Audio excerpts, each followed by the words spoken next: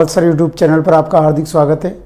आज मैं आपको जो श्रृंखला निर्माण है तो उनमें से कौन कौन सी संख्याएं होती है और संख्याओं का ज्ञान हम किस प्रकार से कर सकते हैं इस वीडियो में मैं आपको बताऊंगा। जैसे श्रृंखला में संख्याएं होती है कि अभाज्य संख्या किसे कहते हैं, भाज्य संख्या किसे कहते हैं, प्राकृत संख्या किसे कहते हैं, पूर्ण संख्या किसे कहते हैं, अपूर्ण संख्या किसे कहते हैं। इन संख्याओं के बारे में मैं आपको इस वीडियो में बताऊंगा। तो चलिए हम शुरुआत करते हैं। जिसमें से देखो एक है हमारे पास में अभाज्य संख्या, इसे हम प्राइम नंबर बोलते हैं। ऐसी संख्याएं जिनके टुकड़े नहीं हो सकें उसे हम अभाज्य संख्या कहते हैं। टुकड़े होने का मतलब जैसे कि हमारे पास में ये है दो के कोई भी टुकड़े अब नहीं हो सकते हैं तो ये हो जाएगी एक अभाज्य संख्या। फिर 3, फिर हो जाएगी इसमें 5, फिर 7। देखो 9 नहीं होगी क्योंकि 9 के तो टुकड़े हो सकते हैं, तो फिर होएगी हमारे पास में 11, 13, 17, 19 आदि संख्याएं हमारे पास में अभाज्य संख्याएं कहलाती हैं। अभाज्य संख्या किसे कहते हैं? जिसे हम इंग्लिश में प्राइम नंबर बोलते हैं। ऐसी संख्याएं जिनके टुकड़े नहीं हो सके उसे हम अभाज्य संख्या कहते हैं। और इसके जो उदाहरण हैं 2, 3, 5, 7, 11, 13, 17, 19 ये आदि अभाज्य संख्या है। ऐसे ही दूसरा आता है हमारे पास में भाज्य संख्या, जिसे हम कंपोजिट नंबर बोलते हैं इंग्लिश में। ऐसी संख्याएं जिनके टुकड़े हो सकें उसे हम भाज्य संख्याएं कहते हैं। उसे हम भाज्य संख्याएं कहते हैं।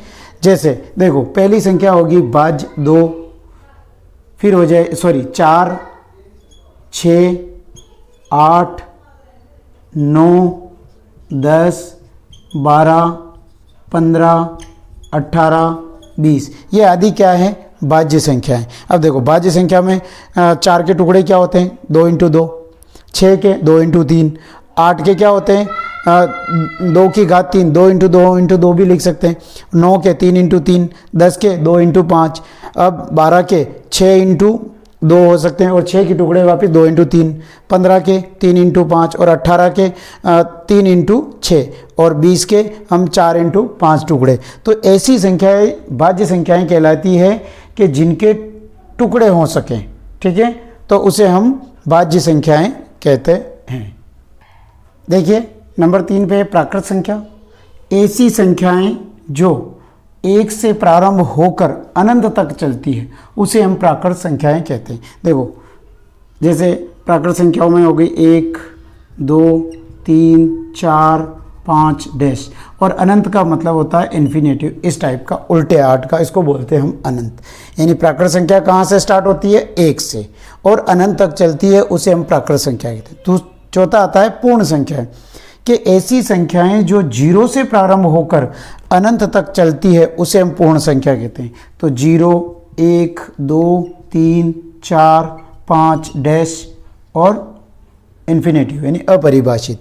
तो देखो प्राकृत संख्या तो 1 से स्टार्ट होती है और पूर्ण संख्याएं 0 से स्टार्ट होती है, जो अनंत तक चलती है उसे हम पूर्ण संख्या कहते हैं। अब आता है सम संख्या।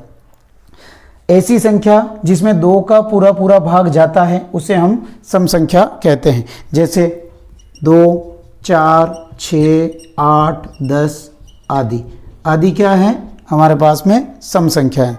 2, 4, 6, 8, 10 ये जो संख्याएं होगी सम संख्या।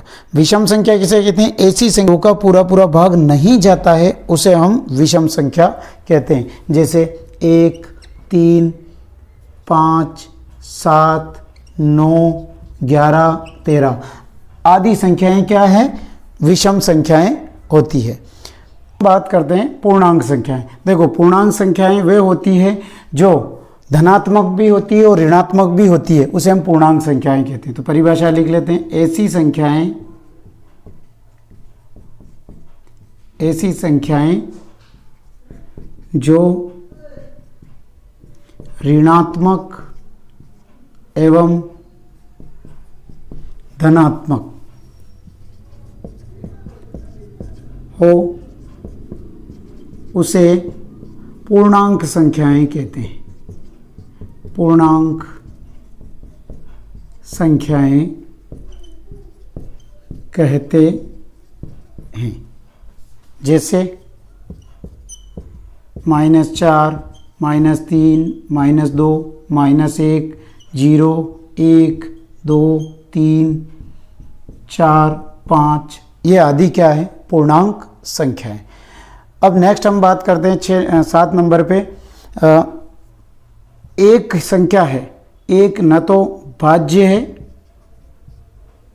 न तो एक